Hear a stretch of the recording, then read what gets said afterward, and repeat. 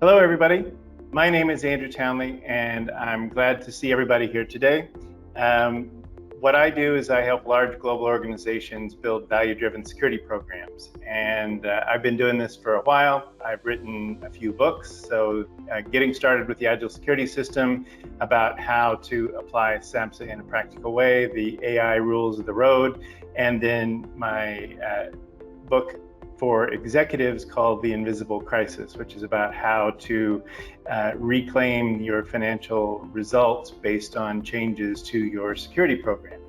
So what we're going to be talking about today is cybersecurity strategy. So let's go ahead and get started. So there's really a lot of talk about strategy, and the problem is that strategy just doesn't work. And the reason it doesn't work is because most strategy is built on two fundamental lies. The first one is that we can predict the future, and the second one is that we can control the environment. And if you really think about the way organizations plan, these are fundamental driving assumptions behind every planning mechanism that anybody uses. So we still have a problem because we believe it works. And what we're going to talk about first is which kind of planning do you believe in? Because there's actually more than one type of planning, and most people don't recognize that this is even true, and that's again part of why they get into trouble. So we're going to first look at the different types of planning. The types of planning that I talk about, I learned from the work of Russell Ackoff, and so we're going to be going through and talking about some things that he observed about planning, and then I'm going to talk about some things that are insights that I have based on those classifications, and we're going to see how we get going. So the first type is called reactive planning. And reactive planning is where basically you fix it like it was before because it worked, and you want to put it back to the way it was because it worked. The next type is inactive planning. And this is really when it's not broke, don't fix it. We don't want to change anything. We want to leave it well enough alone. It's working, so we're not going to plan. And what happens then, we'll talk about it in a minute. The third type of planning most people experience is called proactive planning. And this is really what most people think about when they think about planning, because this is, we attempt to predict the future, and we think that with enough controls, we're going to be able to achieve the outcome we want. But there's a problem. Actually, there's two problems. So the first problem is related to lie number one. We can predict the future. And if you really look at the way these planning types play out, the first one, reactive planning, says what we really want to do is we want to revert change, because change is a problem, and so we're going to fix our problems and we're going to get some kind of result. We're going to get temporary relief of the repeated problems because we believe that the way it was the way it's supposed to be, and that that's right. The second mode, inactive planning, says if it ain't broke, don't fix it. And so their primary motivation is to prevent change at all possible. Because if you are going to change things, it's going to break. And we're going to wait until it breaks before we do something. That means everything is actually a crisis. And we only fix it just well enough to make the crisis go away and turn back to where we were before, status quo. So it's really kind of a little bit of a mix between the two. The problem and the difference is what you do while you're waiting for something to happen. And the belief here is that change causes crisis, because that's the only time it seems to make a difference is when things break. And so we want to just resolve the crisis and get back to normal. Proactive planning says, well, we want to accelerate change, because if we change the world the way we want, we're going to get our results, and we want our results right now. We don't want to have to wait for them. So if we can accelerate change, that means we've got to do a couple of things. We've got to understand complexity, and we've got to do that well enough so that we can forecast and plan what we're going to do so that we get the outcomes that we want. The problem is the results here, we occasionally get it right. Most strategies are never actually implemented. And if we do act on our plans, what we're doing is we're adding complexity because we're adding more controls, we're trying to change the environment. So this is really the belief that if I have better planning and control, I'm going to have a better chance of getting my outcome that I want. So reactive behavior is we want to fix the problems that prevented the return to a known good state. Inactive behavior is that we can't change. If we change something, it's going to break and cause a crisis. And proactive is kind of the classic used in security brakes on a car analogy. So the more control means more speed. But the problem is really these things. So we only get temporary relief and we get repeated problems, and we only get occasional wins and we get increased complexity. So really, how the lies play out is the prediction, because the fundamental assumptions that drive the behavior is, well, what worked before is going to work now because it always has. For inactive planning, well, we can stay the same if we just don't mess with things. So all we got to do is not mess it up, and things are going to continue to run fine because they're running fine right now. Proactive says we're going to embrace change, but only as long as we were right about it. Because if it's not the change we expect, then we're in trouble, and that's kind of a crisis. But if you really look at these, I mean, if we're doing it right, we should win more. And that brings us to problem number 2, which is based on the lie that we have control. So again, if we look across these dimensions of planning that people use, reactive planning says, well, I have control of me, I have control of the environment, and therefore I have control of the outcome.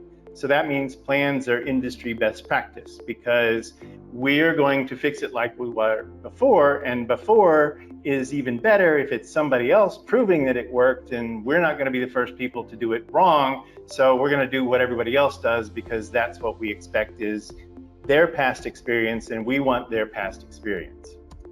Inactive planning says, well, all I really want to do is control the outcome because I can't really change anything, and I can't deal with changes in the environment because everything that happens is a crisis. So that means plans are just crisis management.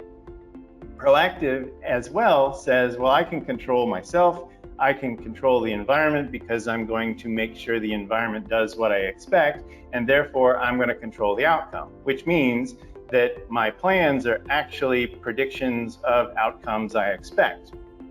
But what does security do? Well, security's kind of a little bit confused because we start from somebody else's previous definition of security as best practice, control frameworks, methodologies. So we're kind of doing a reactive thing. And then as we are operating, we're trying to prevent risk by stopping deviation and change. So that's kind of like inactive planning.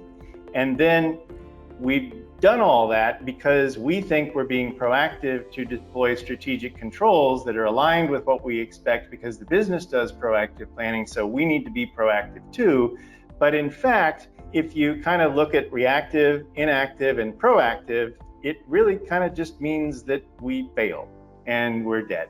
So that's kind of the RIP in that we're dead. But what nobody really tells you is there's only 2 things you can control. The first one is our activity, which is how you as an individual spend your time, and behavior, which is how you respond to events. Those are the only 2 things that we can really control because that is within the scope of what we can influence with our own decisions about us. Once we start talking about anybody else, everything else is just influence because we don't have direct control. Even if we force people to do it and we think we have direct control, that direct control isn't guaranteed because it's not us. It's not our decisions about the activity behavior. We're trying to coerce them into activity and behavior that we think is acceptable. And at some point that falls apart. All we have to look is society and history and know that that's true. So if we look at what our actual dimensions of control are in each of these assumptions, we see that it's really, we can only control ourselves, and we can't control any of this stuff out here. So if we then kind of pay attention, then the only thing we really should be focused on is ourself. And therefore, if we can only control us, we need to plan differently. And what this really means and how it plays out is something Russ Lakoff called interactive planning. And the key differentiation about interactive planning is that it's not trying to control anything but what you think is what you want. So this is what he called the end. So I want my organization to be able to do these things or have these results or these customers or these risks not matter to me, whatever it is. And I don't really care how I get that as long as it's aligned with the environment and legal and everything else. But I'm not worried about the how, I'm worried about where I'm going. And that changes things entirely because you're clear about what you can control. I can only control myself. In an organizational environment, I have the best ability to influence the others within my social system of that environment, but it's influence. But I'm clear that I can only control myself and to some degree my organization. We start with what we want and we plan for how we would have that in today's world.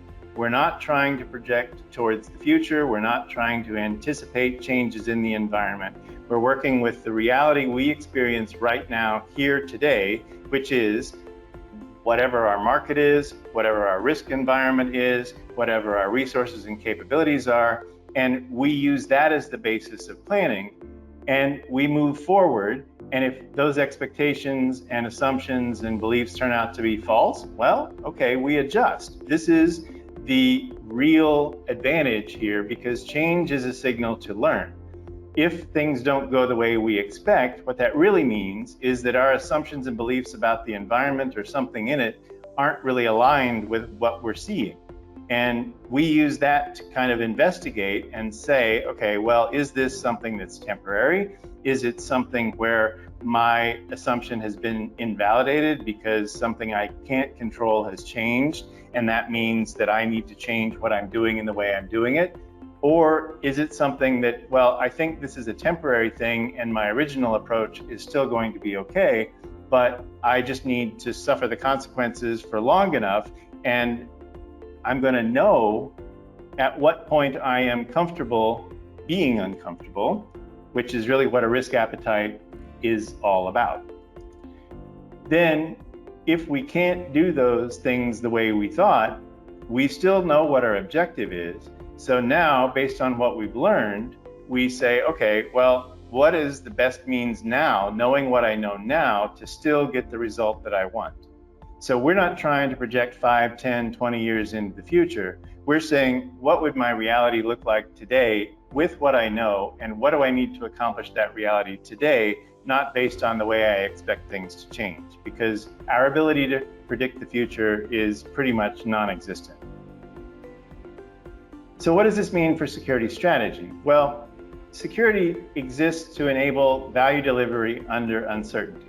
If you peel back all the noise and what we've been told in the industry about infrastructure and CIA and threats and vulnerability management, and if we just eliminate all the threats or manage all those threats, then that's what it's going to be.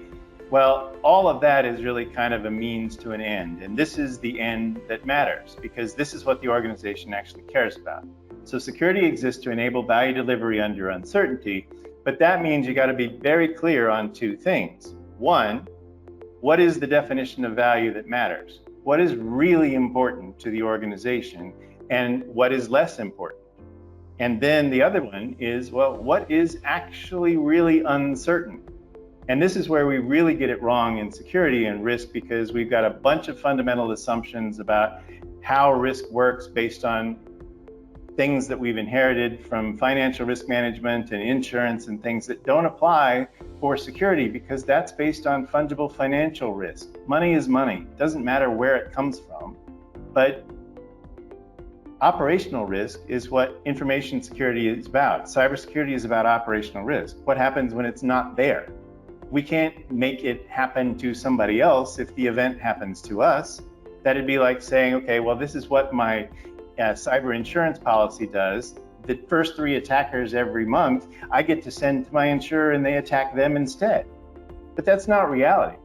But that's the expectation we have, because we don't understand the real implications of managing operational risk. So we need to be very clear about what is really uncertain, because everything else is implementation. So what is really uncertain? Well, what I need to do to deliver value, and then what needs to be true for that to happen. That's the only thing I really don't know. And that's what may change on a day-to-day basis as the environment comes and gets me feedback and changes things that I don't expect. The second thing is, what am I going to do when I don't get it? And this is where we tend to fall down in a major way, because most cybersecurity planning right now is based on prevention. And we kind of get to recovery and remediation when the prevention things don't work. And we don't start with recovery and remediation because we're expecting that our controls are going to give us the outcome we want. That fundamental proactive assumption for proactive planning. But that's not the way the world works. And so when we fall over, it's because we don't adequately assess what we're going to do when I don't get it, and assume that that's actually the norm, not the exception. This is why interactive planning changes everything. Because if we don't understand what operational risk really is, we have no chance of achieving the objectives that we're trying to deliver. So we don't need better predictions. What we really need is behavior designed for change that's sustainable, because that is the only real constant. We will be wrong. What are we going to do when it happens? And is that a crisis, or is that just business as usual? And if you can make these fundamental shifts in the way you approach strategy, everything changes. Everything changes, because you're focusing on operational risk with the realities of what operational risk really means. And it's about the impact, not about how that impact happens. And what am I going to do when that impact occurs? That's first. It's not last. It's not never. That's first. So that's the real shift that we need to make if we are going to be successful from a strategic planning point of view in cybersecurity.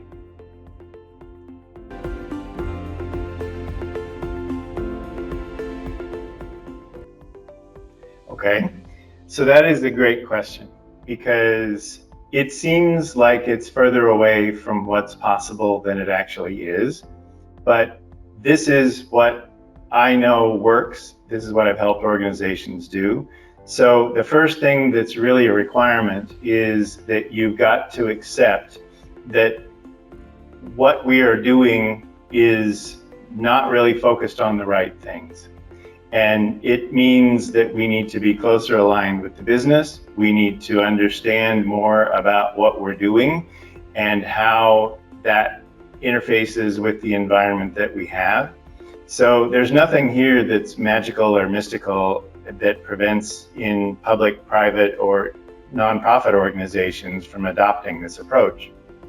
The key difference is whether you're starting from what you want or what you actually experience today. And once you make that shift, you still do a lot of the same things, but it's the priorities and the way those happen within an organization that are different.